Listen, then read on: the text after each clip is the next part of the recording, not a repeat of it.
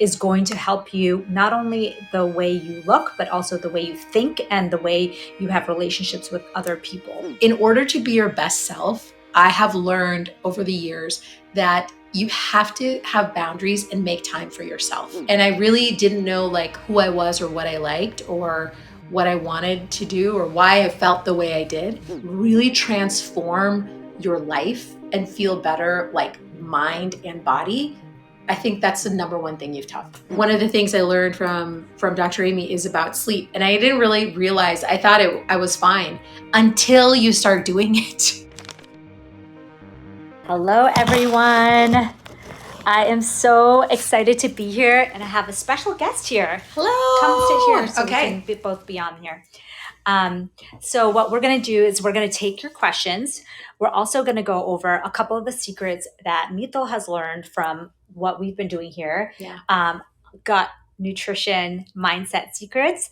And before we get into it, I want to welcome anyone who hasn't been on here before. Please put your question into the chat. If you put your question into the chat, we're going to go over those in about 15 minutes. So if you have questions, please put them there. And what I love about these live streams is that we get to interact with you. So if you want to be on camera, if you want to ask a question, if you want to be live coach, Rachel can take all of those requests. So if you see the fire button, there's like a fire emoji that's glowing. You can click on that and you can let her know you have a question or you want to come on camera. That's the beauty of these things. So what I decided to do this time is that we're on a day of podcasts in LA and meetings and podcasts. And honestly, I feel like the best things about these live streams is that we get to interact with you live. And so we're in the middle of podcasting, and Mital's here with me as part of Team AmyMDWellness. And she's going to share a couple of things that she's learned over the last couple of years. And we're going to go back and forth on this. And if you have questions, we'll take your questions and answer those as well. So like, for example, Daniela says, are all cottage cheeses good for your gut health? We're going to get to that in just a couple of minutes. So first, want to introduce Mital Shah. Hello. She is not only an amazing team member, but she's also a mom, and she is a physician associate in cardiology. So thank you for being here. Thank you for having me. So come over here so they can see you. Yes. And tell us a few of the things that you've learned over the past, 10 plus years in nutrition and wellness, gut health, or that you think that people could benefit from some of the work that I've been doing. First of all, so many, so much information. I feel like, that saying when they say like it's drinking from a fire hydrant. I feel like Dr. Amy, is just full of information. And I'm just so grateful that she is kind of doing this platform, because I feel like, like that drinking from a fire hydrant, there's so much information out there. She knows so much information. And I think we're so lucky to like be able to just ask you these questions, and you have the opportunity to share kind of like the like main like gold nuggets, So, okay, a couple of things that I think have been transformative for me are, number one is really, in order to be your best self, I have learned over the years that you have to have boundaries and make time for yourself. I used to think that the only way to kind of get through life was to make sure that, your child has everything they need, your husband has everything they need, your work, has everything they need. I felt like everyone was getting maybe the best version of me, except for me. I wasn't getting the best version of myself. And I really didn't know like who I was or what I liked or what I wanted to do or why I felt the way I did. So I think one of the most important things that I learned from Amy is making time for yourself and like setting those boundaries. I know it probably sounds cliche. Everyone's thinking like, oh yeah, everyone says that. But when you really start being like disciplined about it and like setting the hard line and doing it, I feel like for me, that's what transformed my mindset. I feel like you can do all the things for your body. Like, you can eat all the right foods and go to the gym, and maybe you're feeling a little bit better. But I think if you want to like 10x it and you want to really transform your life and feel better, like mind and body, I think that's the number one thing you've taught. Yeah, I love that because I think that most people now are starting to realize that it's not just your brain, it's that brain gut connection. Mhm. And there's a command center that they talk to each other. It's like, we're both just flew in, right? So it's like on the airport, like there's a central command center and they basically watch everything that's happening and they also control everything that's happening because there's so many things going on, just like an airport in our body. There's got to be a central command center. So that is that brain gut connection. So any strategy to help with that connection, to help with that command center, is going to help you not only the way you look, but also the way you think and the way you have relationships with other people. Are there any specific practices out of that, boundaries and self-care, that you use on a regular basis?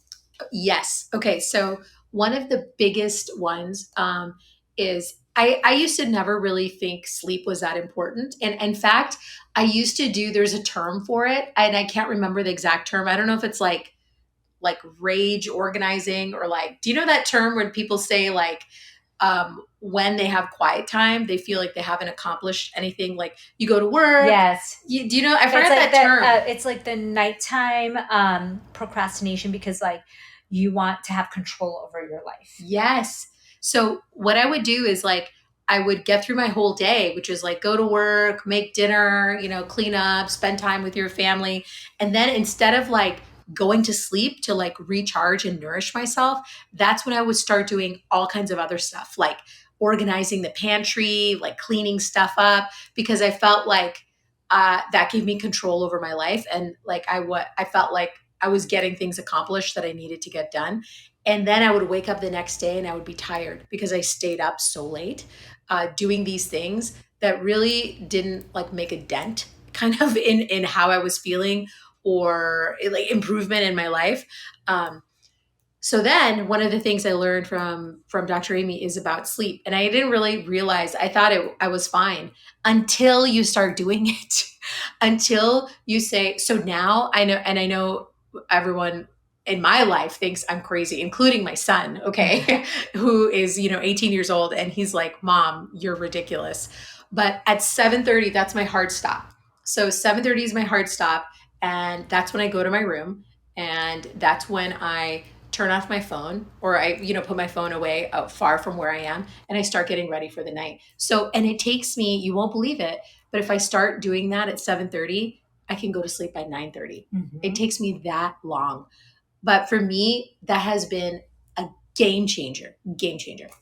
Yeah, I think that is actually what I do as well. I think like 8 o'clock to me is kind of the time where I'm not out and about. I'm not checking emails. I'm not trying even not to be on social media. That's the hardest one because Yes. I think it's really tempting to get in bed and like just run through social Doom media. scroll. Yeah, and I think it's so hard. I mean, I'll go like a good week or two without doing that, and then I'll get back into the habit of doing that.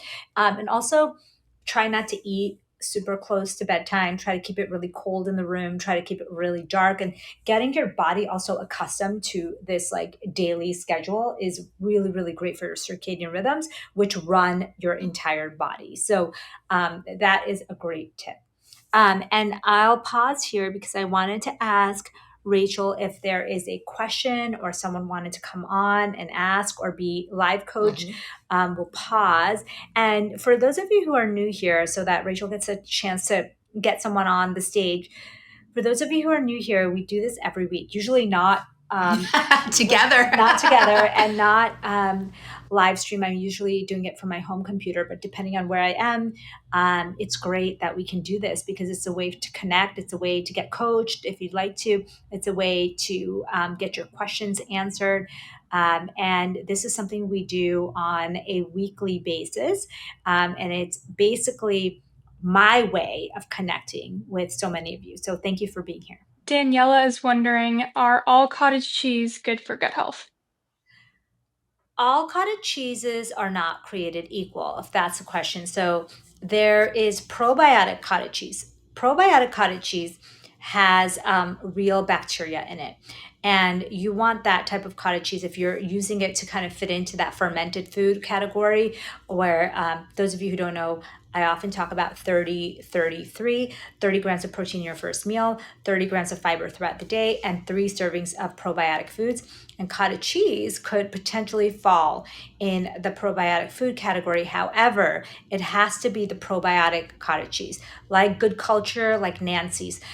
Those are two common brands in the US. There's many, many other brands, and cottage cheese doesn't always, at least in the US, come as a probiotic food. So you do have to search for the right one. So that's a great question. But cottage cheese is honestly something that over the last few years has gotten a super glow up. And there's lots of recipes. I have lots of recipes on my page that you can use. For example, we just made these cottage cheese pancakes with Alana Malstein. Yes. A couple of weeks ago. And basically what you do is in the batter of the pancakes, you mix together some cottage cheese and honestly blend it all together. And they turn out so creamy and fluffy. Check out the recipe on my page. The cottage cheese pancakes are also high in protein. And you can add some cottage cheese on top of that and make it like a probiotic food plus high protein. So I really love it as an option for any of you. We can take one more question if there is. And for those of you who want to ask a question, please go ahead and put it in the chat, or you can click that fire emoji as well. We had another person wondering about grains and dairy and if they're bad. Okay, this is a big misnomer. A lot of people talk about, oh, you can't eat this, you can't eat this, you can't eat this. And that's just not true. Now we're learning that the microbiome actually loves diversity. What does that mean? It loves when you eat as many types of food as you can. So, what that might mean is that instead of having a super restrictive diet of the same 4 or 5 foods every single day, you want to try to get 30 different foods in a week. What that means is 30 different plant foods include spices, nuts, and seeds. So theoretically, it sounds like a lot, but it's not that hard to get 30 different plant foods if you're using different vegetables, if you're using different spices, different seasonings, like seeds, nuts, etc. And so, what I think that a blanket statement of no grains, no dairy was something that I had tried for a while to see how my body would respond. And it was great for the short term. But for the long term, it is better to have a range of foods if your body can tolerate it. If you're not allergic to it, you're not morally opposed to it, then you should consider doing a addition of like a very unrefined, like Ezekiel bread, for example, or some kind of farro or some kind of ancient grain. And then with dairy, especially fermented dairy, like we talked about with the probiotic cottage cheese, that can really be a great option for those people who are trying to incorporate a little bit of dairy into their life and want to get a little bit of diversity. So that's an amazing option as well. So for those of you who are thinking like, okay, well, I'm not allergic to grains and dairy, but I don't know if it's good for me, I would say, I think that the best thing you can do for your microbiome is expose it to as many different types of food as possible, which often including some occasional grains, some occasional dairy, especially if you use fermented dairy. That can be really, really great for your gut anyways. So okay, we'll go back to the questions in a minute. So if you want to ask more questions, I see a bunch of questions coming in. So I'm really happy because this is the whole point of this, is like to be interactive. If you guys want to come on camera, please let Rachel know that I'd like to come on camera, because we can have you right on the screen and interact. And if you'd like to get live coach, let her know as well. We are going to run through the next thing that Mital has kind of gained in terms of gut health, nutrition, mindset with all of this work that we're doing. Yeah. Like a secret. Yeah. One of the other things that I want Amy to share with all of you is that, there's always a lot of questions about like bloating and gas and like, oh, certain foods are giving me bloating or I'm having gas. But one of the things that she has taught me is that I used to think like, oh, I'm bloated, or like I ate that and now I'm bloated, I have a lot of gas. But I'm learning now, especially what you just said about that you know about eating a diverse diet.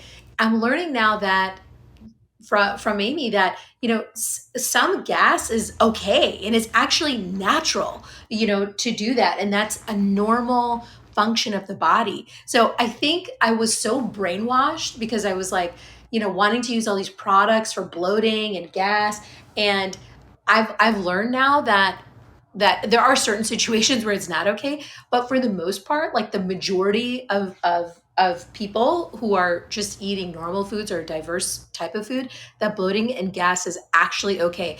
And I think for me that was huge and important to know, because as a woman, as a female, I felt like, oh my God, I'm doing something wrong, or I'm not eating the right foods, or I'm eating too much of the right foods, or why am I always bloated? Why do I have so much gas? I love for you to talk about that. Yeah, that's a really great question.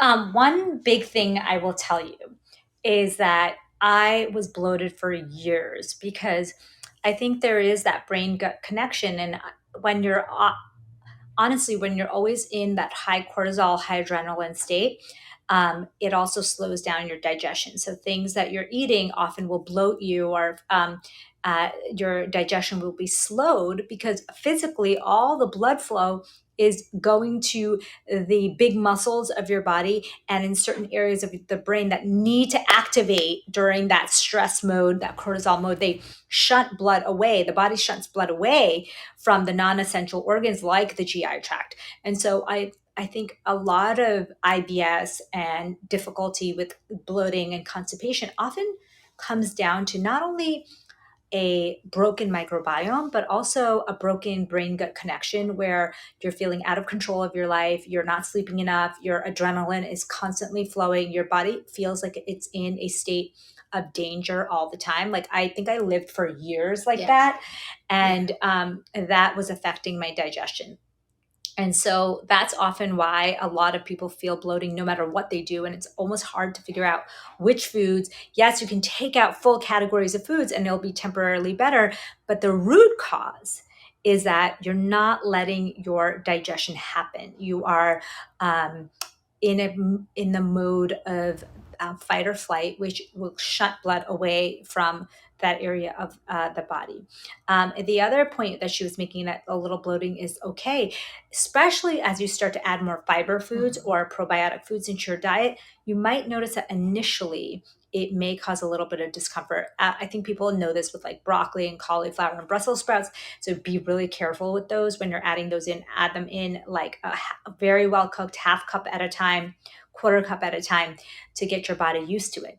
And it does take a little time for that microbiome to start building up bacteria that can produce enzymes to break those down. So yes, as you're starting to expand your diet, you can notice a little bit of worsening of your bloating as you're expanding your diet. Yeah. So that's awesome. I'm so glad you shared this, because that was huge for me, knowing that some bloating is okay, and that and the other thing I think that that's important around this too is that I don't know about all of you, but when my child was younger and I was busy running around, seeing patients and here and there, sometimes you're eating like on the go. Do you know what I mean? Like I would be, eating and charting, and people are asking you questions, and I feel like that was also part of the problem. Yeah.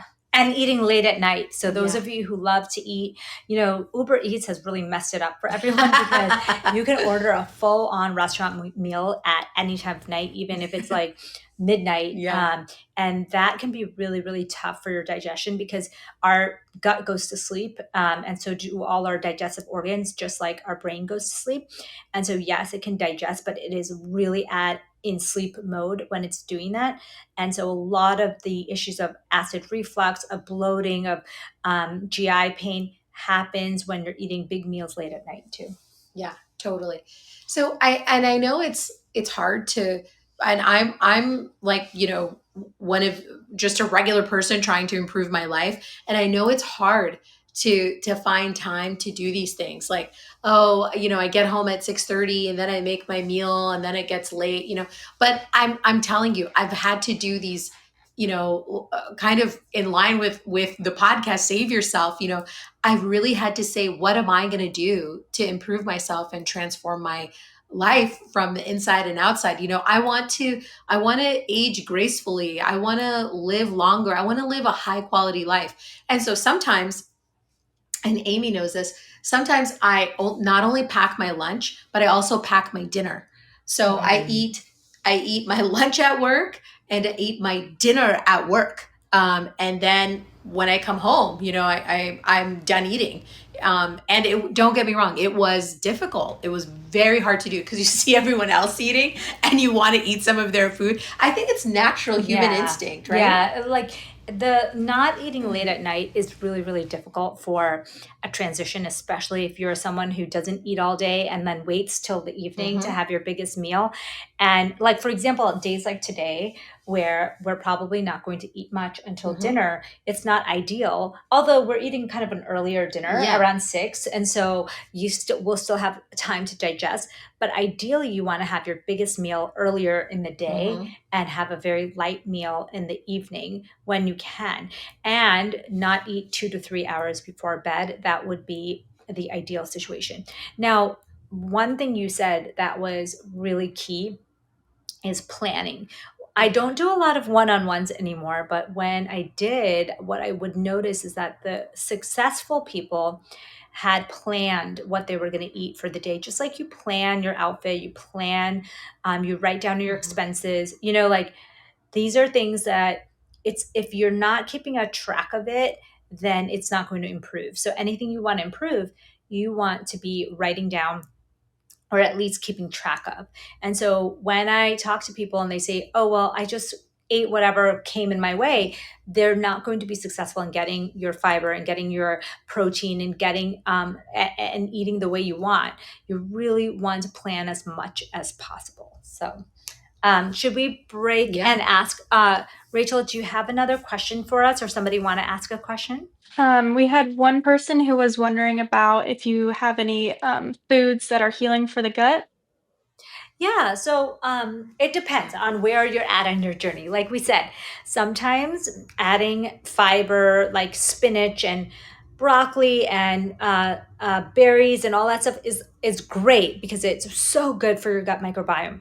However, if it's really broken, and you don't have enough bacteria to break those foods down, it can cause discomfort. So, things that are really healing for the gut are things that have fiber or probiotics, but aren't super hard to digest. So, that would be something like avocado, for example. Avocado is so great for digestion because it's easy to digest and it has high levels of fiber. And it is like one of the most high fiber fruits you can have. As you know, avocado is a fruit, and it is not difficult for our body to break it down for most people, unless you're allergic again or intolerant. So something like avocado, berries are another example. Baby spinach is another example of things that actually like help grow that gut microbiome, things with fiber. Also things that are probiotics but easy on the gut. So for example, adding some raw apple cider vinegar to a salad dressing or to your drink can be a nice way to introduce probiotics and heal your gut without really stressing it out so much, especially if you're someone who is just early in your healing journey. And what I'm implying is that as you start to move through your healing journey after a couple of weeks, you may be able to add more fiber foods. You may be able to add more probiotic foods.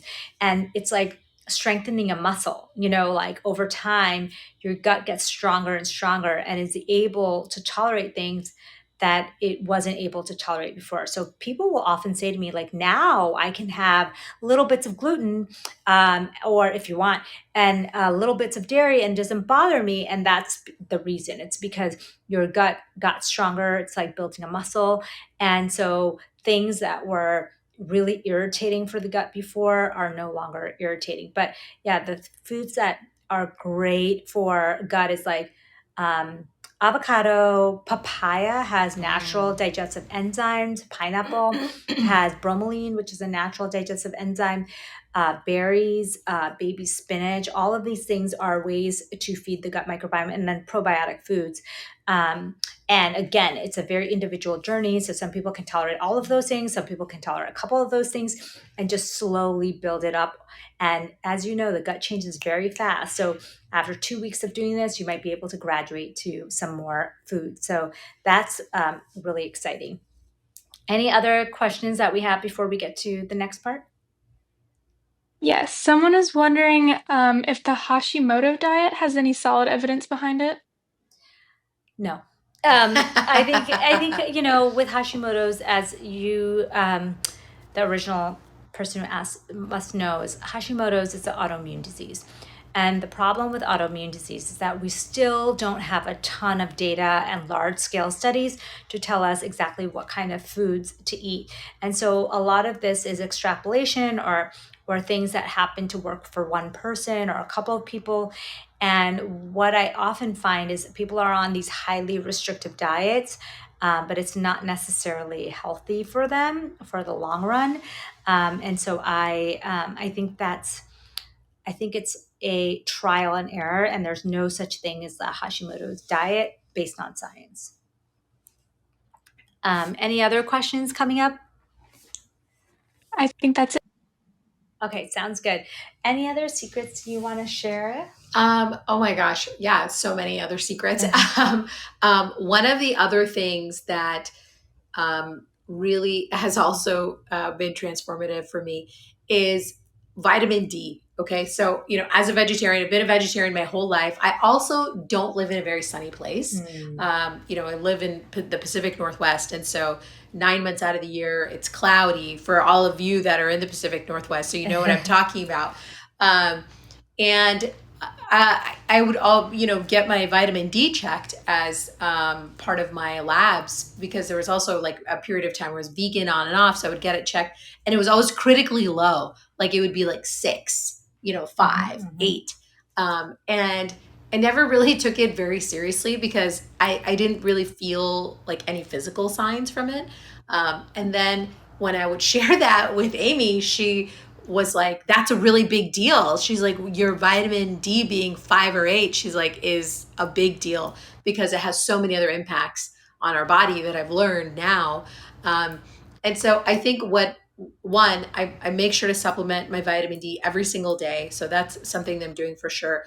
And I also, and I'm going to let Amy share, but there's some hacks, that I've learned about sunlight. Like I didn't know that just wearing like my full on like puffer jacket and going outside and just exposing my face for a few minutes. Like there's actually a science behind how you're supposed to expose yourself to the sun, with your arms. And so I wanted to share that and please share about kind of like what a key important part vitamin D is of our bodies. Yes.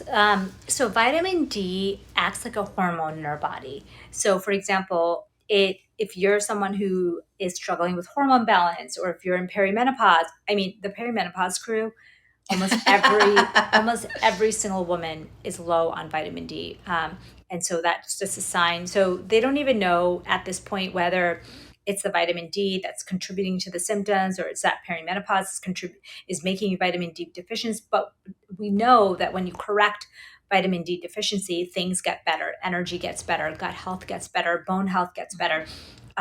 So it's worth checking and it's worth supplementing with if you are low. In the Pacific Northwest and in most parts of the US, actually, you cannot get enough vitamin D just from the sun. It is impossible. Yeah. And even in people that live in very sunny equator area places, they often are vitamin D deficient. So it is often not enough. We spend most of our time, 90+% of our time indoors, and often windows are coated with a UV coating. And so you're not getting the type of sun rays that you need. You need direct sunlight. in the morning is the ideal time to go because the sun is not as harsh. It's good for your circadian rhythms. You can just stand outside for a couple of minutes, 2 to 5 minutes. If you go for an hour walk, an hour of nature walk, I talked to a scientist on circadian rhythms, and they basically concluded that 1 hour total of nature time a day is the ideal amount for both vitamin D and for your circadian rhythms. And so adding it all up, like, okay, 2 minutes walking into work, 3 minutes going to the gym, 20 minutes walking the dog, like, add it all up. And you're trying to get 1 hour a day, and that's going to improve your circadian rhythms and your vitamin D levels. If you are deficient in vitamin D, you should take between 2 and 5,000 IUs on a daily basis. There's also larger amounts that you can get on a weekly basis if you get it injected or use larger oral forms. But in general, like 2 to 5,000 IUs on a daily basis is helpful in boosting those vitamin D levels. Vitamin D, when I was in fellowship, immunology fellowship, was the vitamin of the year. And the reason why is that year they had discovered multiple different ways that vitamin D actually boosts the immune system. So if you're during COVID, people would ask me all the time, like, are there any things that actually boost the immune system? And, boosting the immune system is a really weird word. There's no real such thing, but vitamin D, if you are deficient, your immune system is also not working at full capacity. So you definitely want to correct a deficiency if you have it. So that's kind of the case for vitamin D. That's one of the vital vitamins. I say for women over 40, you should definitely either check your levels or just take in your daily routine. That magnesium, so vitamin D, magnesium, so magnesium glycinate, or if you want to get it through food, then magnesium in your food, and omega-3 fatty acids. Those are the three things that I think all women in perimenopause over 40 should consider taking into their routine to improve their overall body and brain health. That's awesome. Thank you for sharing that. Yeah. That was so good. And that's helped me so much. Let's switch gears and talk about mindset. Tell me some of the tricks that you have been using because, like we said, mind-body connection is so important, especially for women. What happens is you think you can get healthy without actually dealing with your mind, and it's just not possible. And you have to sooner or later learn how to take care of your mind. And so what are some of the strategies can you share with us that might help someone? Yeah. So one of the things that I learned from Amy, and we had talked about this on a previous fireside chat in December. And at that time, I was asking her, what are some things, should I make a vision board this year? Like, how do I, get better control over my mindset? Do I start journaling? And, we all have, I gifted Amy this journal, and we started, trying this journaling thing. So she said, and I told her, I said, some days I'm overwhelmed, like I can't do this journal, and she said, the one thing that's really helped me a lot, and it takes like less than 30 seconds to do. And I've started doing it, and I'm going to share with you here. I'm dropping her secret. Okay. Right here. So, it's that champion statement. Yes. Okay. So I'm dropping the secret, and I do exactly what she says now. So I went to my son's room. I got some index cards, because if any of you that have any students in your house, I know you have them. I got some index cards. I got a pen. I put it right on my nightstand. And the very first thing that I do when I wake up, I turn off my alarm, and it forces me. The first thing I do is I think of my champion statement. And I'm going to have Dr. Amy share what she means by champion statement. But for me, not only is it giving me, I'm going to tell you the honest truth here, okay? Not only is it giving me clarity, like it's giving me clarity because it's forcing me to think about what I want. And I don't think that I've ever given myself time in my life to know what I want. I think I've just was like, okay, I want to get married. I want to have a career. I want to have a child. I want to take vacations. I've just kind of been on autopilot. And a lot of these things, like I'm not planning. Like Amy might be like, oh, we're going here for vacation. Do you want to join? And you just join. You don't even think about it. I don't even know if that's a place I've wanted to visit. Do you know what I mean? So I think I've just been on autopilot. So champion statement, if you're not doing it and if you're like, what's one simple hack or one simple thing I can do to just transform my mindset? It's that. Yeah.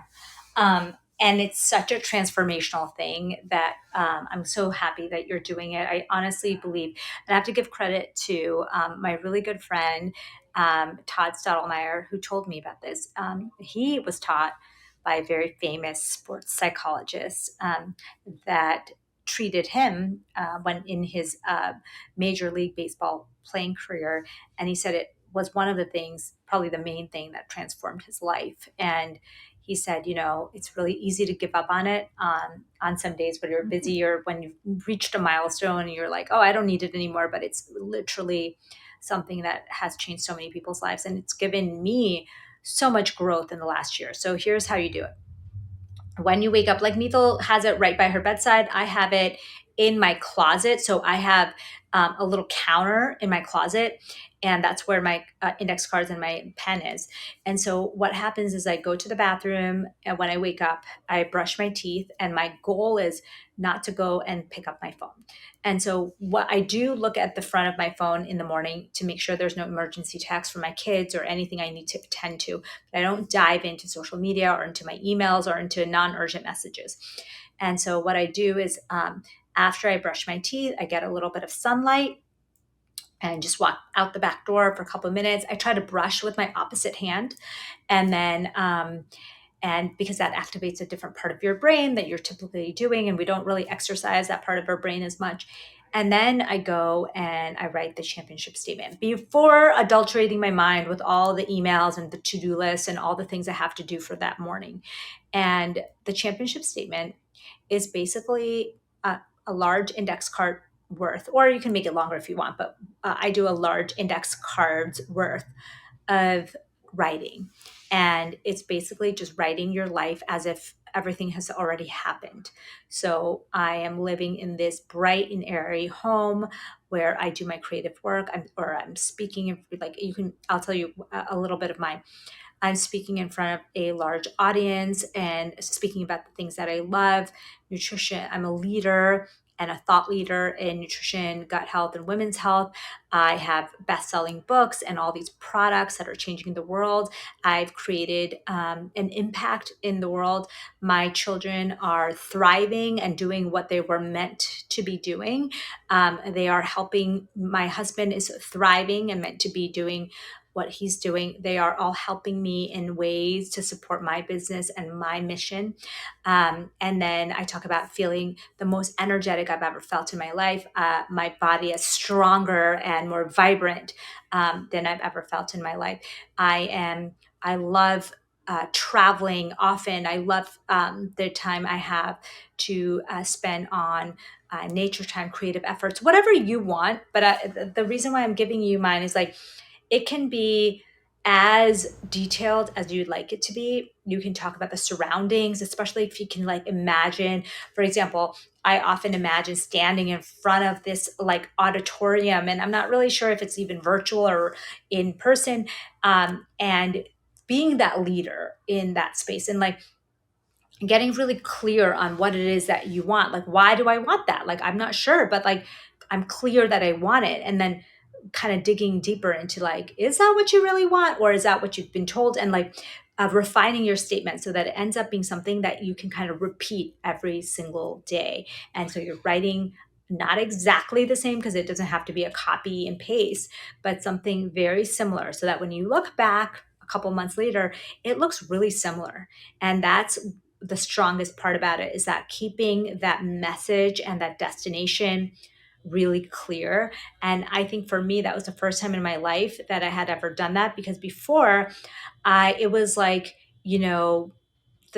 it's like that syndrome where you basically get pulled in one direction that you think is really great, and there's a shiny object in the other direction, and then you get a mentor or someone who's ahead of you and they're like, oh, you should do this, and then there's someone, and I always kept thinking like someone's smarter than me, someone knows more than me. But what I realized is that they could be smarter, they could be successful, but they don't know what you want. And they're not you. And so you have to get really clear on what it is that you want so that you can ask for it. Any follow up on that? Yeah. I mean, no, I think she's absolutely right, because I think without doing that, I almost feel like, and maybe I'm getting a little spiritual here, but I almost feel like, you can really create the life that you want, but you have to have clarity on what it is that you want. So I think this exercise is kind of, for me at least, it's forcing me to think about what I actually want. And I think, like a lot of us, in our lives, we just want, like, if I was writing down every day, like, I'm so happy. If I was writing, I want to lose 20 pounds, I want to lose 20 pounds, versus doing this champion statement, like, I'm so happy in my new healthy, fit body. I love how my clothes fit now. I love that I can shop at, I don't know, XYZ store. I think by doing that, it's reframing how you're thinking, and it's reframing, like, how I'm looking at food, what I'm eating. It's also motivating me to, like, be more prepared. Like, we've known each other our whole lives. I don't think she would have ever guessed that I would be a person that's preparing my lunch and my dinner, and taking it with me. So I think it's really, for me, it's really been life-changing. And I think if you're not sure, and I'll give you another important part or info. I wasn't really sure. You get to a point where I think I'm like, oh, I've achieved all these milestones. I've kind of like reached the pinnacle of my career. Like, I've raised my child. He's going to the college that he wants to go to. I've done a lot of things in my life. Like, what's next for me? Like, I was like, what do I do now? And this championship statement has really given me direction, clarity, and kind of purpose. Yeah, I love that. Definitely try it out if you haven't already, and let us know how it goes for you. Rachel, do we have any other questions that people have? I would love to answer some. Yes, one person is wondering, what is an inflammatory diet and how do you know you are inflamed? What is an anti-inflammatory diet? Okay, so you want to have an anti-inflammatory diet, because inflammatory diet is basically what we're all eating right now. Yeah. It's the standard American diet, even in a healthy person. Remember that even someone who considers themselves healthy, say you and I and Mital, we're consuming a lot of ultra processed foods, and those ultra processed foods are extremely inflammatory. Inflammation is a good thing, okay? But chronic low grade inflammation for long term is a bad thing. So let me explain. If you hurt your knee, I know you hurt your knee. Yes. If you hurt your knee in the short term, like you hit it on this table as you're walking away, there's a corner right here that could be really sharp, and that could really hurt. If you hit your knee on that could hurt. You want your body's inflammatory cascade to happen, because they bring the healing cells to the area. It brings circulation to the area, so you get like really hot and red in the area that's inflamed, and that's good. That means that your body is fixing that area. So there's a lot of people who are not proponents of, taking down that fever or taking down the redness and heat in the short term, because that's an inflammation process that it immediately starts to heal that process. Then there's a separate process, though, is the chronic inflammation. So say you hit your knee on this table every day for like 2 weeks, or maybe like every other day for 2 weeks. You start this chronic inflammatory cascade, which, like, for example, you have a knee pain that is kind of lingering, that kind of is not super hot and red and swollen, but it's this like smoldering pain. And that is chronic inflammation. Chronic inflammation is what is happening not just in our knees and our joints, but it's happening in our gut. It's happening in our brain. Those are areas that they've really seen that inflammation affected. So when it's happening in your gut and when it's happening in your brain, just like when you hurt your knee and it's chronically inflamed, it is not working at full capacity. it is not working the way it's supposed to be working because it is inflamed. And if you think about it, it's very sad that we're eating all these foods that actually cause inflammation in our gut and inflammation in our brain. Yet we are wondering why we don't feel as good as we want, or maybe you don't even know what it feels like. So going on an anti-inflammatory diet, even for a couple of weeks, is a great way for you to know your potential. So what does that even mean? That means that cutting down the amount of cakes, desserts, frappuccinos, fast foods, junk foods, candy, and sweetened drinks. Those are like kind of the big ones. Like You want to get chips, yes. Weakness. Yeah.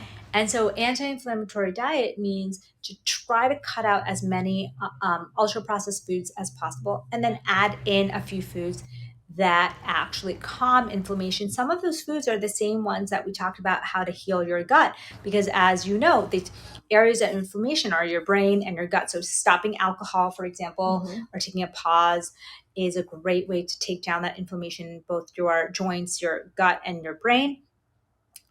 Going and eating more fruits and vegetables and fiber, probiotic foods is a great way to take down the inflammation in your gut, and really cleaning up the biggest change is going to be cleaning up some of those ultra processed foods, which is like the cakes, the candies, the cookies, the chips, and the highly processed things, the things that have ingredients in it that don't even exist in kitchens. That's actually the definition of an ultra processed food. So short but long answer. Rachel, any other questions? Yes. What do you think about the magnesium soaks that are all over the internet compared to taking magnesium orally? That's a great question. Yeah. So head to head, an oral magnesium is going to do more for you than a topical magnesium. That doesn't mean that you can't use a topical magnesium. That doesn't mean that you shouldn't. It just means that head to head, the oral magnesium that you either get through food or that you get through supplementation is more effective at changing the magnesium status in your body than topicals are in general. So if there's a last question, we can take it. We're kind of running close to end of time, and we have a full day of podcasting that we've got to continue. I want to thank all of you who are here, because if you enjoyed this session or if you want to see more of these sessions, please join us. This is the AmyMDNetwork.com. It's powered by Fireside. As you know, it's an amazing way for us to connect. It's if you want to come on live anytime and want to get live coach, each class we have the option to do the live coaching. So please take advantage of that. Otherwise, we will take a last question if there is one, and then wrap up for the session. That's all of our questions for today. Great. I'm so thankful for Mital for being here, for supporting me, not only today, but on this journey in general. I think we have, we're so lucky to have this input. Thank you for everyone who joined the show.